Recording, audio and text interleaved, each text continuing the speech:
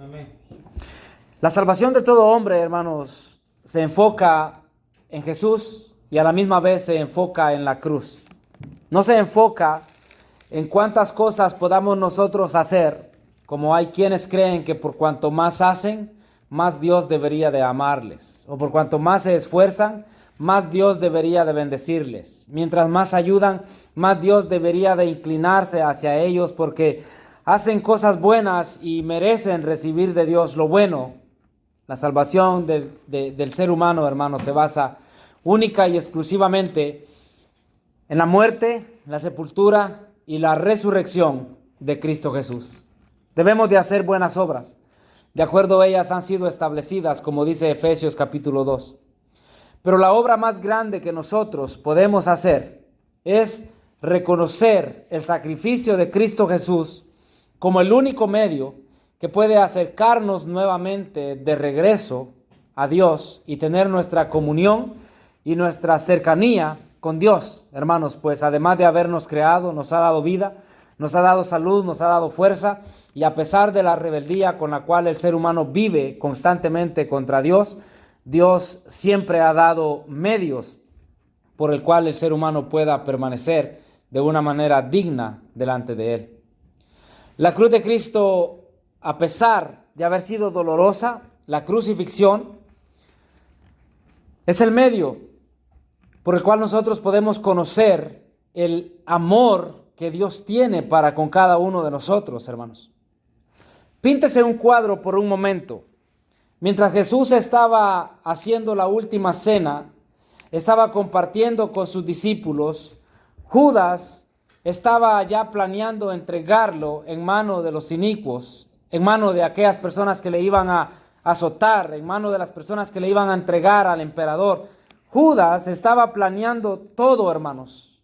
Y tanto que la misma noche en que Jesús iba a ser entregado, no pudo culminar Judas con todo lo que tenía que hacerse en esa ocasión, sino que salió corriendo y fue a entregar a Jesús por 30 monedas de plata. Cuando Jesús fue al Getsemaní a orar en aquella ocasión, Él estaba orando, sus discípulos estaban allá con Él, y cuando sabemos que Él estaba orando apartado de sus discípulos, y Jesús regresaba a ver a sus discípulos, en vez de orar con Jesús, ellos dormían. Y Jesús tenía que despertarlos. Tenía que decirles, 1 hora no habéis podido velar conmigo. El ser humano estaba cansado, estaba agobiado.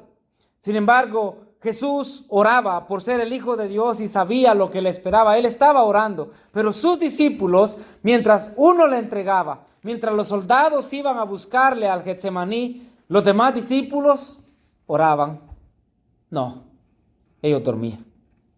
Estaban acomodados al tiempo, descansando sin saber lo que estaba a punto de acontecerle.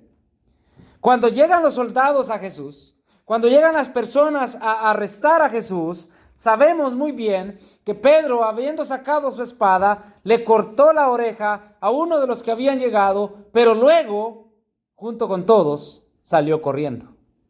Pedro salió corriendo y todos sus discípulos, abandonando así a Jesús a su suerte y a lo que Dios tenía predestinado para él, para que de esa manera él cumpliera el plan que tenía para nosotros, de darnos la oportunidad de salvarnos, pero a la misma vez de darnos una vida totalmente diferente.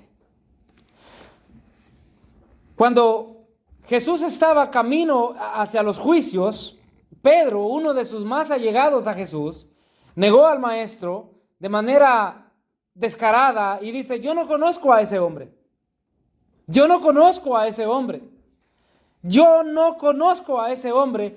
Y sabemos que Jesús en esa ocasión le había dicho a Pedro que antes de que el gallo cantase, Pedro le iba a negar. Y cuando Pedro termina de negarle, el gallo había cantado.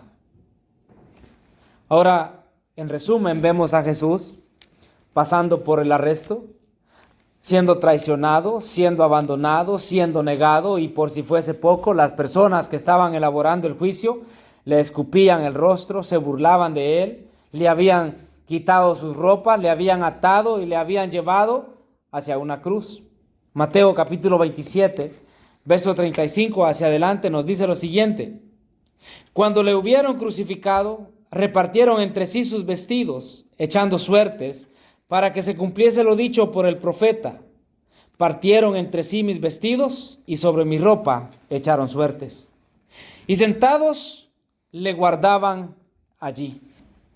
Jesús estaba siendo allí azotado, crucificado, estaba siendo burlado, estaba siendo tenido por menos, estaba siendo tenido por poco.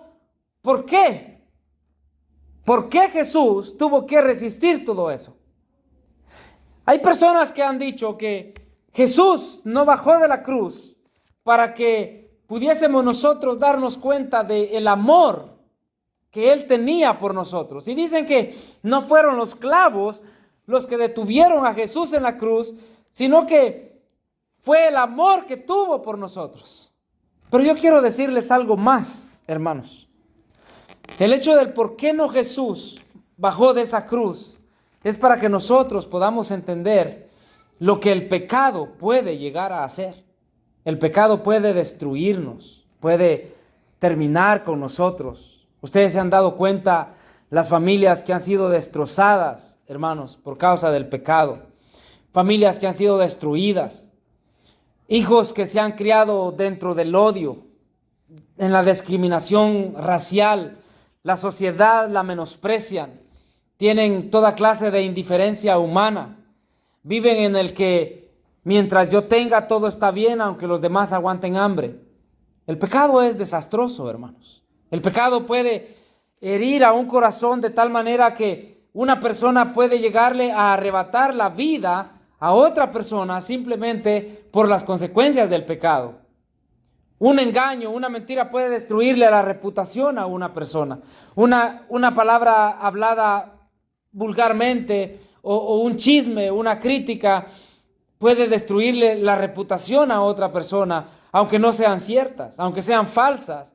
Pero Dios en Cristo Jesús estaba dando la oportunidad de encontrar el perdón y poder alcanzar salvación de nuestra alma, pero esta salvación venía acompañada de una vida transformada, de una vida nueva, de una vida que el mundo no podía darnos, hermanos. Nosotros ahora tenemos la bendición de que la ignorancia acerca de las cosas de Dios la hemos dejado atrás para ser llenos del conocimiento y de la plenitud que Dios nos da en su palabra a través del estudio, de escudriñarla y de la bendición del Santo Espíritu de Dios. El odio, hermanos. ¿A cuántos no ha dañado el odio? ¿A cuántos no les ha destruido? ¿A cuántos no les ha apartado de sus seres queridos? ¿Por qué? Por cosas que han vivido, por cosas que han experimentado. El odio les ha tenido que destruir de una manera increíble. La envidia, los prejuicios raciales, el amor al dinero, la debilidad moral. Saben, hermanos, en el tiempo de antes, las personas fueron tan ciegas para poder reconocer al Hijo de Dios que estaba allí presente ante ellos. Fueron tan ciegos en no haber dado cuenta de que estaban frente al mismísimo Hijo de Dios, el único que podía haberles salvado y haber sanado sus enfermedades o restaurado sus vidas, hermanos. Tuvieron allí al Hijo de Dios y le menospreciaron. Pilato fue uno de ellos que, en vez de proclamar a Jesús como el rey que él era, Pilato simplemente entregó a Jesús a los verdugos, le entregó a la crucifixión y, como si nada, él lavó sus manos y dijo: soy inocente, libre estoy de la muerte de este hombre. Y Dios, mostrándole a nosotros, los seres humanos, el supremo y maravilloso amor que Él tiene por nosotros y dándonos a conocer las consecuencias del pecado, simplemente, hermanos, permitió que su Hijo amado fuese a la cruz para darnos a nosotros una vida diferente. ¿Se ha pensado usted en algún momento la vida que tenía antes sin Dios y sin esperanza en el mundo? ¿Cómo vivía? ¿Qué pensaba? ¿Qué hacía? Y no estoy diciendo que las personas que no tienen a Dios en sus corazones y que no sirven a Dios están perdidos porque viven una vida desarraigada y haciendo toda clase de males. No estoy juzgándoles a ellos.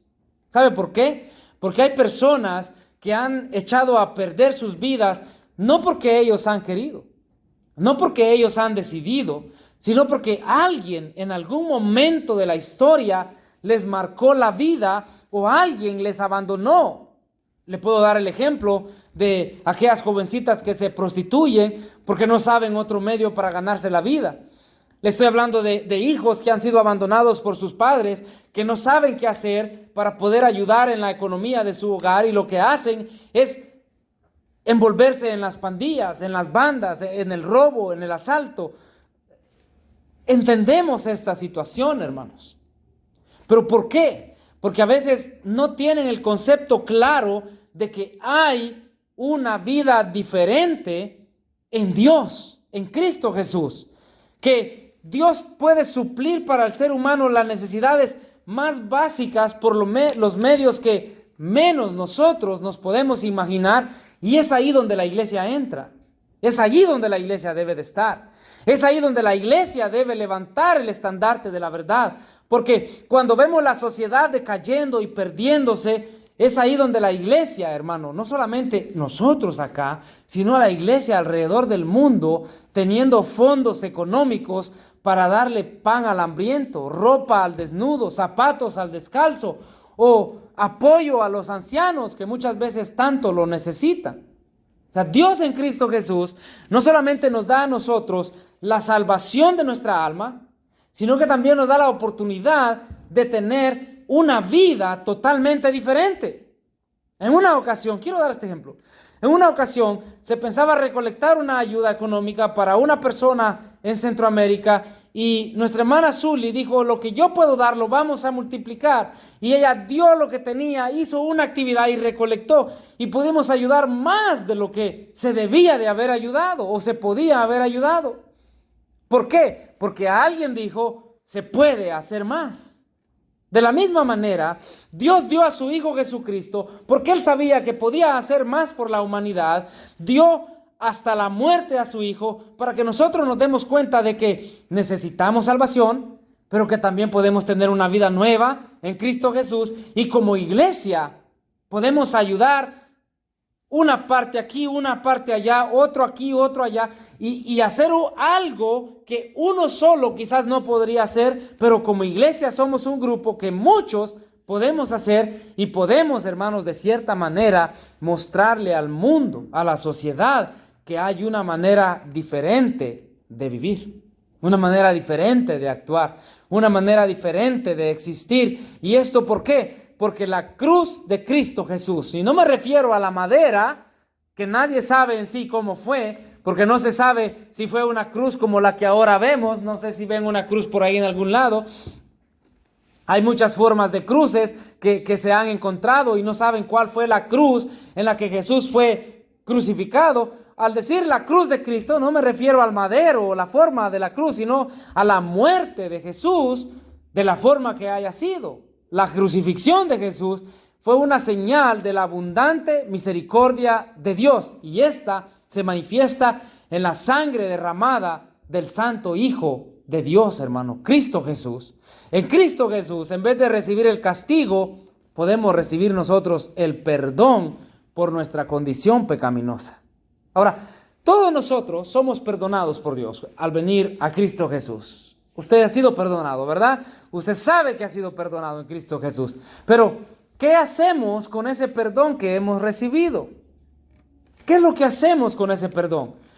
¿Hacia dónde nos vamos a dirigir nosotros con eso que hemos recibido de parte de Dios? ¿Qué es lo que vamos a realizar con eso que hemos recibido?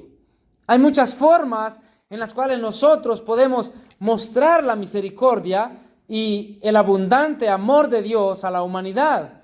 Por ejemplo, usted acaba de depositar sus ofrendas.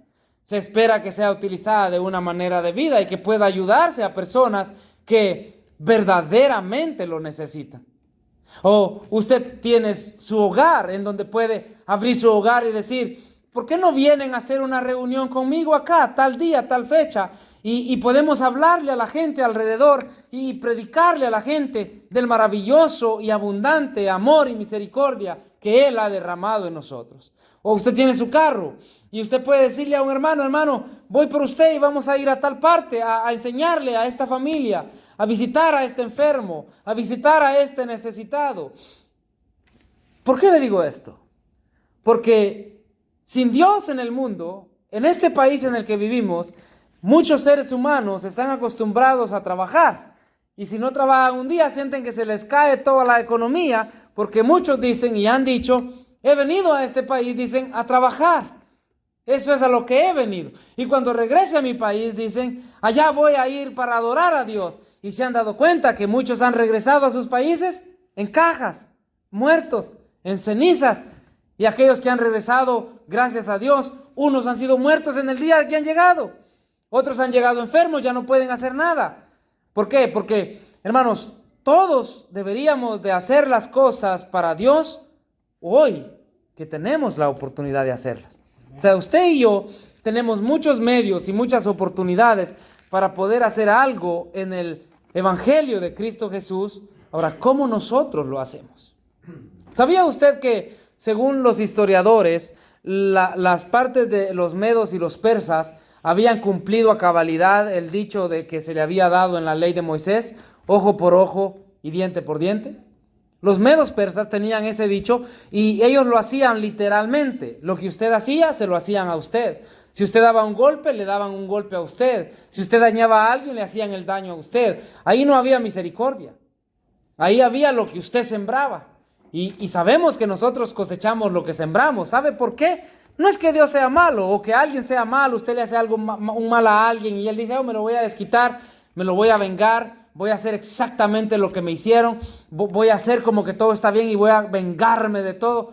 No, no se trata de eso, hermano. Ellos hacían las cosas exactamente porque ellos estaban acostumbrados a hacer lo malo, pero en Dios, por el amor que ha tenido a nosotros, Él nos ha dado a nosotros lo que nosotros no nos merecíamos. Nunca nos podríamos haber merecido la promesa de una vida eterna, la promesa de poder vivir en un lugar totalmente diferente. Nunca nadie se merecía eso, hermano. Sin embargo, Dios nos ha dado eso a nosotros. Él no nos ha pagado a nosotros conforme hemos hecho. Él nos ha bendecido abundantemente con la salud que nos ha dado. Es más que suficiente de la prueba de que Dios no paga al ser humano de acuerdo al ser humano hace con él. En Romanos capítulo 5, verso 8, dice que más Dios muestra su amor para con nosotros, en que siendo aún pecadores, Cristo murió por nosotros. O sea, la cruz de Cristo, su muerte, su crucifixión, es una señal de la abundante misericordia y el amor que Dios ha derramado a cada uno de nosotros. Ahora, yo quiero preguntarle a usted, y por favor contéstese de todo corazón, ¿qué estamos haciendo nosotros con lo que Dios nos ha dado? ¿Qué estamos haciendo nosotros con la humanidad que tanto necesita el amor y la misericordia que Dios ha dado a nosotros? ¿Cómo lo estamos compartiendo con ellos? Otra de las cosas que quisiéramos connotar acá es que la crucifixión de Cristo simboliza la salvación del hombre. Si nosotros leemos 1 Corintios capítulo 1, verso 18, el texto sagrado dice, porque la palabra de la cruz es locura a los que se pierden, pero a los que se salvan, esto es, a nosotros, es poder de Dios. Predicarle en el tiempo que Pablo predicó, los griegos buscaban toda la sabiduría. Ellos eran muy sabios. Los judíos eran número uno en religión, pero ellos ni la sabiduría ni la religión humana había podido acercar el hombre a Dios. Dios tuvo que venir al hombre para que el hombre se diera cuenta de que su amor no tiene límites. ¿Ha considerado usted el amor que Dios le tiene día a día, hermano? ¿Ha usted considerado ese amor que Dios le tiene día a día? ¿Se ha enamorado usted alguna vez? ¿Ha sentido amor por alguien usted alguna vez? Usted se despierta y ve el teléfono. ¿Será que me escribió un mensaje? No, no me lo ha escrito. O usted va a dormirse. ¿Será que le digo o me dice o le escribo o me escribe feliz noche, que descanses? ¿Qué hago? Usted quiere hacer algo para que esa persona se dé cuenta que usted está pensando en él o en ella. Usted quiere hacer algo, o me equivoco, hermano. Usted quiere hacer algo para que él se dé cuenta, ella se dé cuenta. Dios quiso hacer algo por nosotros. ¿Y qué más? Dar a su hijo. ¿Y sabe qué hizo el hombre? Usted lo sabe de memoria. Ponerlo en la cruz. Allá lo puso el hombre, el amor de Dios. Lo puso en la cruz. Le metió los clavos. Le atravesó una lanza en su costado. Lo puso en la tumba fría. Y Dios aún con eso, no se desesperaba, sino que resucitó a Jesús de entre los muertos y le volvió a presentar a la humanidad para que el hombre se diera cuenta que el amor de Dios no tiene límites. ¿Ha pensado en eso usted? Se dice de un niño que tenía a sus padres separados. El niño se enfermó y iba a morir. Cuando él iba a morir, los dos padres llegaron a la cama de aquel niño y el niño tomó con su mano derecha la mano de su padre y con su mano izquierda tomó la mano de su madre y así murió, sosteniendo las manos de sus padres.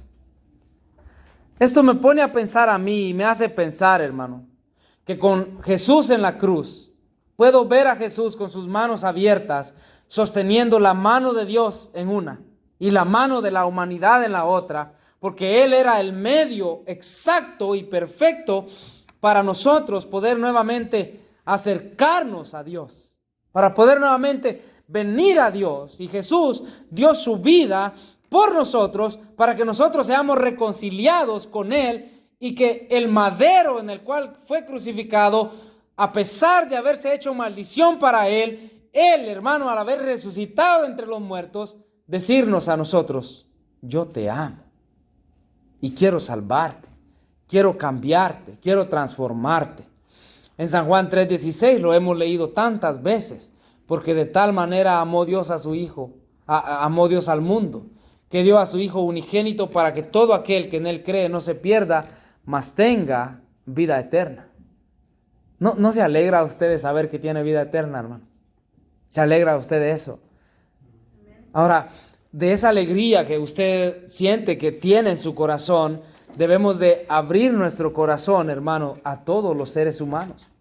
Mostrarles amor, mostrarles compasión, mostrarles misericordia, para que nuevamente los brazos de Dios se extiendan hacia la humanidad y entregarles a ellos, hermanos, en sus manos el mensaje de una vida recta y el mensaje de una palabra pura, santa y perfecta, hermanos, para que el mundo pueda darse cuenta que hasta el día de hoy Dios le sigue amando. O sea, Dios quiere, hermanos, que todo hombre venga al arrepentimiento. Dios quiere que todo hombre, toda mujer pueda ser salva.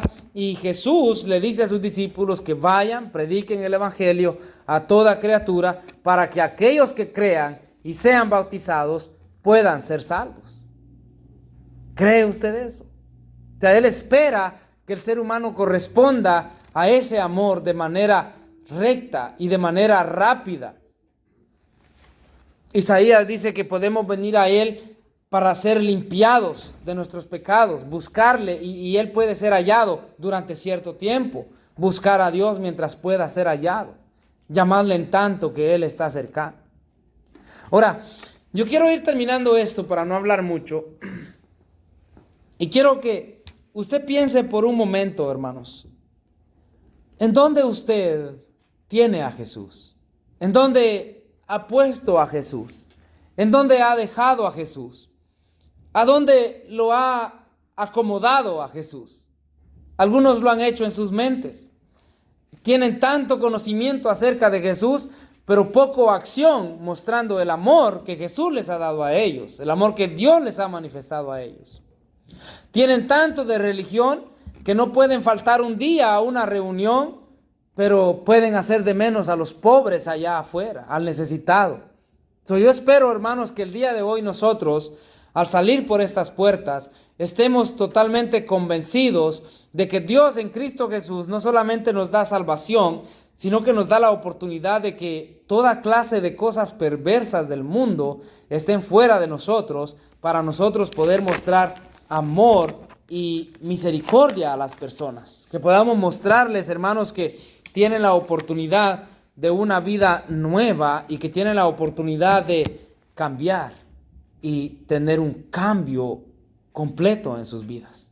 Yo creo que todos necesitamos esos cambios completos. Todos lo necesitamos.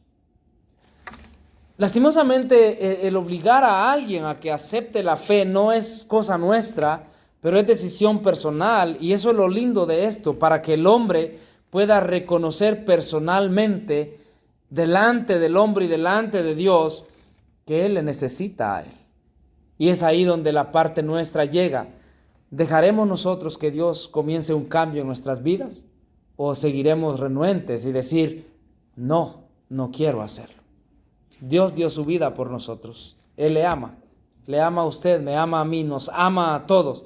Y Él espera que podamos corresponderle de una manera honesta y sincera el amor que Él nos ha dado. Ore conmigo.